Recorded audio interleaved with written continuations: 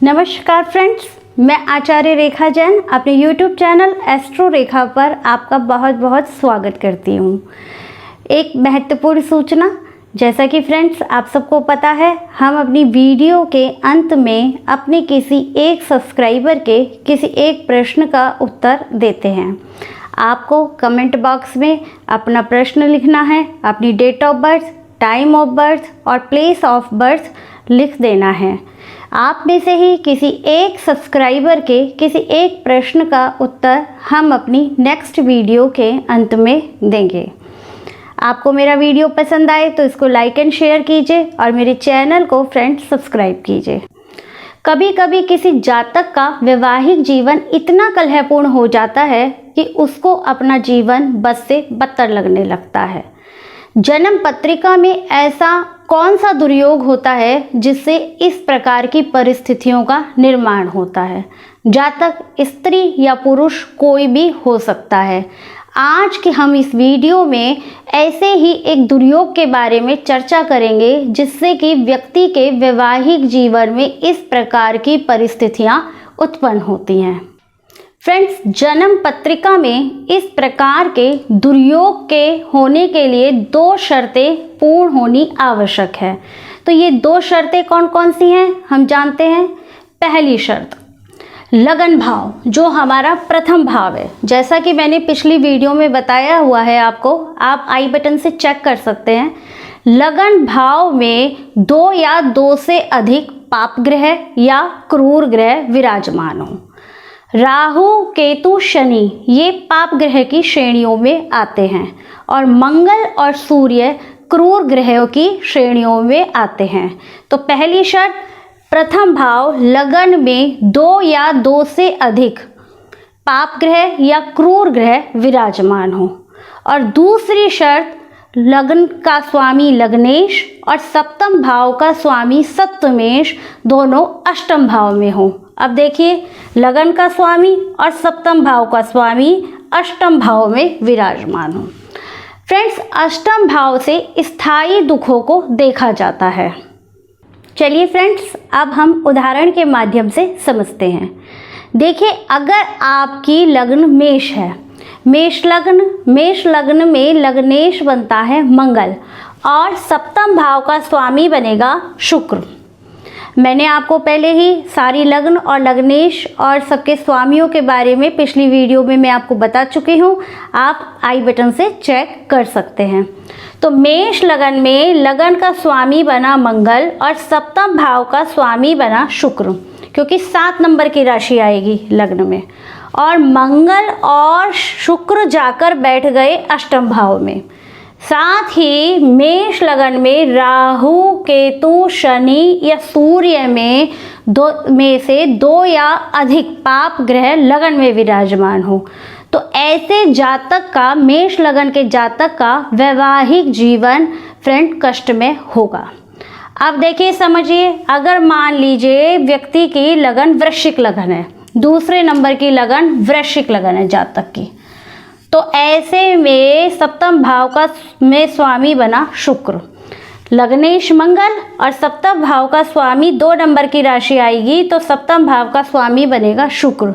तो स्थिति वही है, मंगल और शुक्र यदि अष्टम भाव में बैठते हैं और लगन में राहु, केतु, शनि और सूर्य में से 2 या अधिक पाप ग्रह विराजमान हो, तो ऐसे जातक का, वृश्चिक लगन के जातक का वैवाहिक जीवन कष्टपूर्ण होगा। अब फ्रेंड्स, यहाँ ध्यान रखने की बात यह है कि हमने पाप ग्रहों में, क्रूर ग्रहों में मंगल का यहाँ पे नाम नहीं लिया, क्योंकि मंगल लग्नेश है। तो यहाँ पर मेष लगन और वृश्चिक लगन में मंगल को हम इंक्लूड नहीं करेंगे। अब मान लीजिए आपकी लग्न वृष लग्न है, तो वृष लगन में सप्तम भाव का स्वामी भी बना मंगल। अब लग्नेश बना शुक्र और सप्तम भाव का स्वामी बना मंगल। अब स्थिति वही है, मंगल और शुक्र दोनों जाके अष्टम भाव में बैठ जाए और लगन में राहु, केतु, शनि या सूर्य में से 2 या अधिक पाप ग्रह विराजमान हो, तो भी वृष लगन की पत्रिका में इस प्रकार के दुर्योग का निर्माण होता है और ऐसे जातक का वैवाहिक जीवन कष्टपूर्ण हो जाता है। अब मान लीजिए यहाँ तुला लगन की बात करते हैं। तुला लगन में लग्नेश बने शुक्र और सप्तम भाव का स्वामी बना मंगल, क्योंकि 1 नंबर की राशि आएगी जब हम तुला से 7वें भाव में जाएंगे। तो इस स्थिति में मंगल और शुक्र दोनों यदि अष्टम भाव में चले जाते हैं और राहु केतु शनि सूर्य में से कोई 2 या अधिक पाप ग्रह लगन में विराजमान हो तो ऐसे तुला लगन के जातक का वैवाहिक जीवन फ्रेंड कष्ट में होगा। फ्रेंड्स, अब बात करते हैं हम मिथुन लगन की।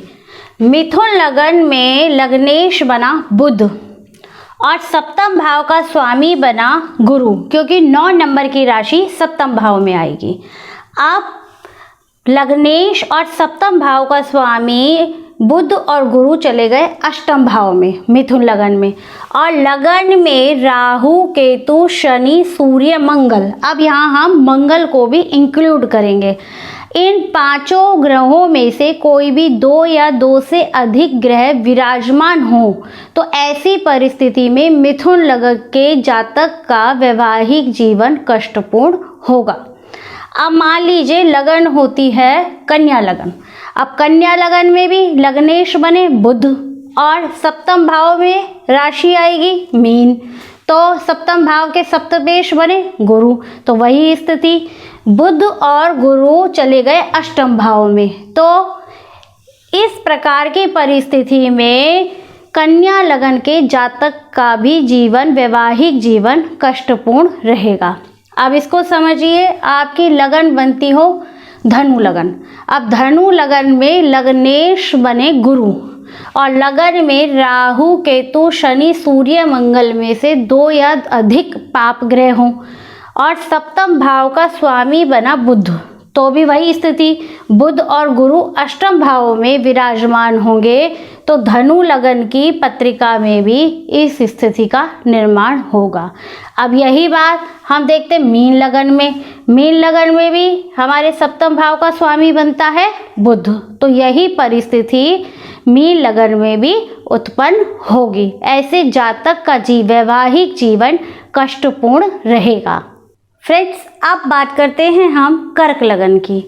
कर्क लगन में यदि लगन में राहु केतु सूर्य और मंगल, अब यहाँ पर हमने शनि को इंक्लूड नहीं किया है क्योंकि शनि कर्क लगन में सप्तम भाव का स्वामी सप्तमेश बनता है।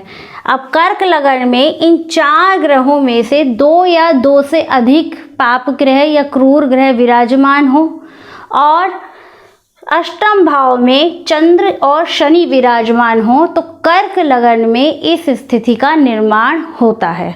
अब करते हैं हम मकर लगन की बात।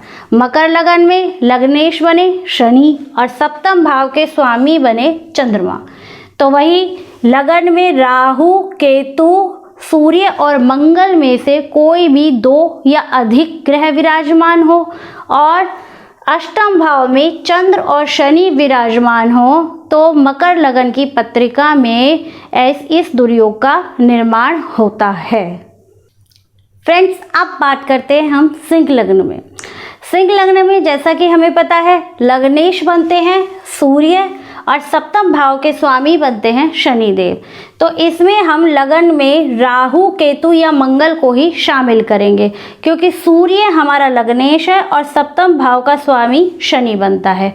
तो यदि सिंह लग्न की पत्रिका में राहु केतु या मंगल में से कोई भी 2 ग्रह लगन में विराजमान हो और सूर्य और शनि अष्टम भाव में चले जाएं तो इस परिस्थिति में जातक का सिंह लग्न के जातक का वैवाहिक जीवन कष्टपूर्ण रहेगा। अब यदि कुंभ लगन की पत्रिका को देखें तो हमारे लग्नेश बनते हैं शनि और सप्तम भाव के स्वामी बनते हैं सूर्य, तो इसमें भी वही स्थिति रहेगी। लगन में राहु केतु या मंगल में से 2 या अधिक पाप ग्रह विराजमान हो और हमारा लग्नेश शनि और सप्तम भाव का स्वामी सप्तेश सूर्य अष्टम भाव में चला जाए तो ऐसे जातक का वैवाहिक जीवन कष्टपूर्ण रहेगा। तो फ्रेंड्स, आपने जाना 12 लग्नों में ये दुर्योग किस प्रकार से प्रभावी होता है। अब बात करते हैं हम उपायों की। यदि आपके या आपके किसी संबंधी की जन्म पत्रिका में इस प्रकार का दुर्योग है तो आप जन्म पत्री मिलान के द्वारा ही शादी करें। यदि आप जन्म पत्रिका बिना मिलवाए शादी करते हैं तो परिस्थिति बहुत घातक हो सकती है। यदि आपका विवाह हो सकता है तो फ्रेंड, उपाय के तौर पे आपको सप्तम भाव का जो भी स्वामी हो, जो भी आपका सप्तेश हो, उसके वार से, मतलब अगर चंद्रमा है तो सोमवार से, यदि सूर्य है तो रविवार से, बुध बुधवार से, इस प्रकार जो भी आपका सप्तमेश बनता है उसके वार से आपको सप्तमेश के बीज मंत्रों का अधिक से अधिक जाप करना है। क्योंकि फ्रेंड, बीज मंत्रों में ही ऐसी शक्ति है कि जो कि किसी भी प्रकार के दुर्योग को खत्म कर सकते हैं। यदि आप चाहेंगे तो मुझे कमेंट बॉक्स में लिखिए, मैं बीज मंत्रों के ऊपर भी एक वीडियो बना दूंगी। फ्रेंड्स, अब बारी है आपके प्रश्नों के उत्तर की। हमारी सब्सक्राइबर बबीता जी ने हमें प्रश्न पूछा कि मेरी सरकारी नौकरी लगेगी अथवा नहीं लगेगी। तो बबीता जी, आपकी जन्म पत्रिका मकर लग्न की है और राशि बनती है आपकी सिंह। आपको शनि में बुध का अंतर चल रहा है। बबीता जी, मुझे आपकी सरकारी सर्विस की संभावना कम ही नज़र आती है। आप प्राइवेट सेक्टर में यदि चांस लें तो आप सफल हो सकती हैं। अगर आप चाहें तो आप ब्यूटी प्रोडक्ट, फैशन, ज्वेलरी या फिर कलात्मक वस्तुओं से संबंधित व्यापार भी कर सकती हैं। उसमें आपको निश्चित ही सफलता प्राप्त होगी। तो फ्रेंड्स, आज के वीडियो में इतना ही। फिर मिलते हैं नेक्स्ट वीडियो में नेक्स्ट टॉपिक के साथ। तब तक के लिए नमस्कार।